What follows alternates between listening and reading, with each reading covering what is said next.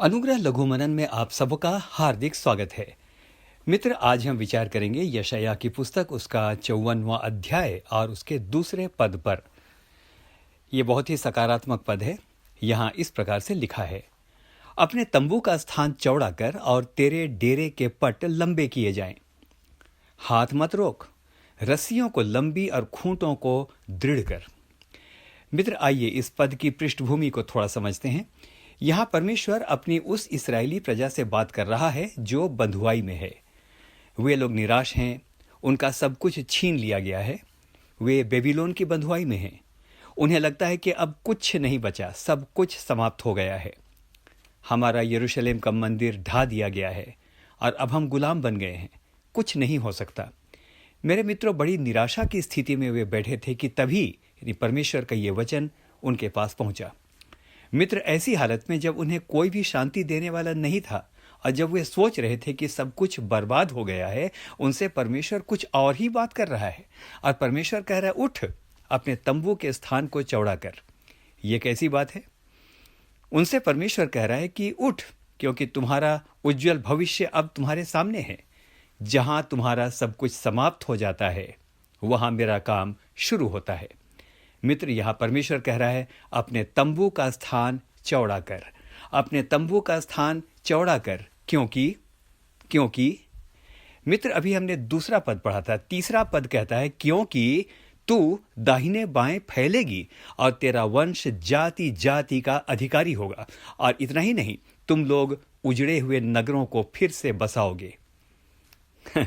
अजीब सी बात लगती है ना मित्र, जो खुद उजड़े हुए हैं, जिनके जीवन के अंदर कोई आशा नहीं है, उनसे परमेश्वर कहता है कि उजड़े हुए नगरों को तुम फिर से बसाओगे। अद्भुत मित्र, यह है परमेश्वर का काम। यह है परमेश्वर का काम। जब हमें लगता है कि अब कोई उम्मीद नहीं बची, अब भला क्या हो सकता है? मित्र, मैं आपको उत्साहित करने के लिए कहना चाहता हूं, परमेश्वर के काम करने का तरीका मनुष्यों के तरीके से बहुत अलग है, क्योंकि वो कहता है, तुम्हारी कल्पनाओं और मेरी कल्पनाओं में आसमान और जमीन का अंतर है।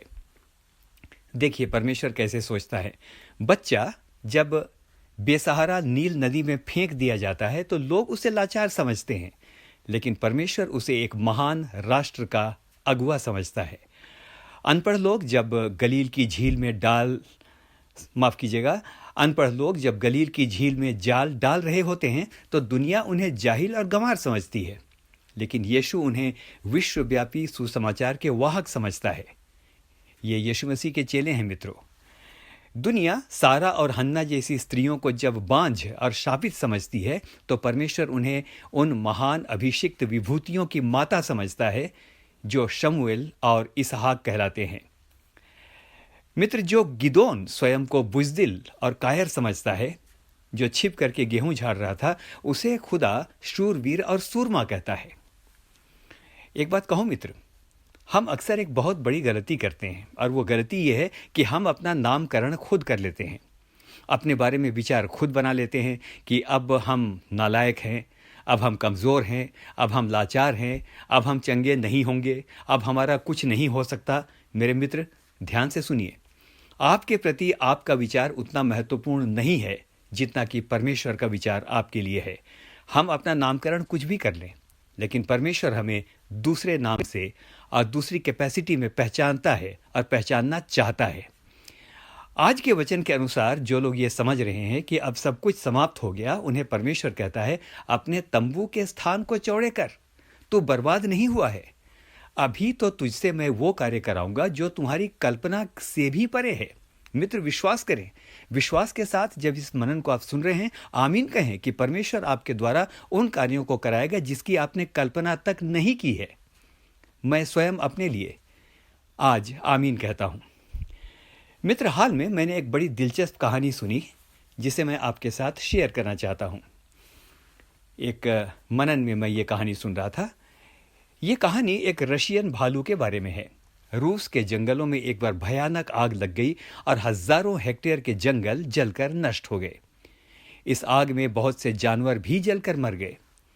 एक भालू का बच्चा किसी तरह से जंगल से निकलकर बाहर एक गांव में आ गया था। वह थोड़ा बहुत जल गया था और बहुत भूखा था। एक किसान को उस पर बहुत दया आई और उसने उसे पाल लिया। मित्र, शुरू में तो सब कुछ ठीक ठाक था क्योंकि वो अन्य पालतू जानवरों के साथ घुल मिल गया था, लेकिन जैसे जैसे वो बड़ा होता गया वह खूंखार होता जा रहा था। वो एक हिंसक पशु हो गया था। मजबूरन उसे 8 बाय 12 के एक पिंजरे में रखा जाने लगा। अब वो भालू उसी पिंजरे में रहता था और उसी सीमित जगह पर, अंडरलाइन करूंगा, उसी सीमित जगह पर चलता फिरता था। 8 बाय 12 की सीमित जगह में चलना उसकी आदत हो गई थी। कुछ समय के बाद उस देश के पर्यावरण विभाग के लोग आए और उसे ले गए और वो एक जंगल में छोड़ दिया गया। उस जंगल में वो कैसा व्यवहार करेगा इसे देखने के लिए वहां कैमरे लगा दिए गए थे। एक आश्चर्यजनक बात यह देखी गई कि वह भालू इतने बड़े जंगल में भी स्वतंत्र रूप से नहीं घूम पा रहा था। यद्यपि वह स्वतंत्र हो गया था, लेकिन वो 8 बाई 12 के ही सीमित क्षेत्र में घूमता था और आगे पीछे होता रहता था, जबकि उसके पास एक विशाल जंगल था जहां वो आराम से घूम सकता था। मित्र, मैं क्या कहना चाहता हूं? मैं कहना यह चाहता हूं कि अक्सर शैतान हमें भी इसी तरह से कई प्रकार के पिंजरे में जकड़ लेता है। बुरी आदत का पिंजरा, क्रोध और ईर्ष्या का पिंजरा, व्यभिचार का पिंजरा और सबसे बढ़कर स्वयं को अयोग्य और नालायक समझने का पिंजरा। ये बहुत इंपॉर्टेंट है, स्वयं को अयोग्य और नालायक समझने का पिंजरा। हम ये भूल जाते हैं कि हम उस क्रूस पर बहाए गए रक्त के कारण आज़ाद कर दिए गए हैं। अब्राहम भी शायद सोचने लगा था कि 25 वर्ष तो भटकते हुए हो गए, क्या वह उस देश में जा पाएगा जहां के लिए उसे परमेश्वर ने बुलाया था? ऐसा लगता है कि वो थोड़ा मायूस हो गया था, लेकिन मेरे मित्र, वचन बताता है एक दिन वो तंबू में बैठा था कि परमेश्वर ने उसे बुलाया और कहा। उत्पत्ति 13 और उसके 17 में इस प्रकार से लिखा है, उठ इस देश की लंबाई और चौड़ाई में चल फिर, क्योंकि मैं उसे तुझी को दे दूंगा। आइए मित्र, यदि सीमित हो गए हैं, यदि कुंठित हो गए हैं, यदि लगता है कि बस और अब कुछ ना होगा जीवन में, तो परमेश्वर कहता है उठ, अपने विचारों को विशाल कर, अपनी कल्पनाओं को बड़ा कर, बड़े सपने देख, महान परमेश्वर से महान बातों की उम्मीद कर। तू स्वतंत्रता से सोच, विश्वास से आगे बढ़, भय ना खा। तू उकाब की तरह उड़ने के लिए बुलाया गया है, भालू की तरह सीमित जगह पर आगे पीछे होने के लिए नहीं। आमीन। परमेश्वर आपको बहुतायत के साथ आशीष दे। आमीन।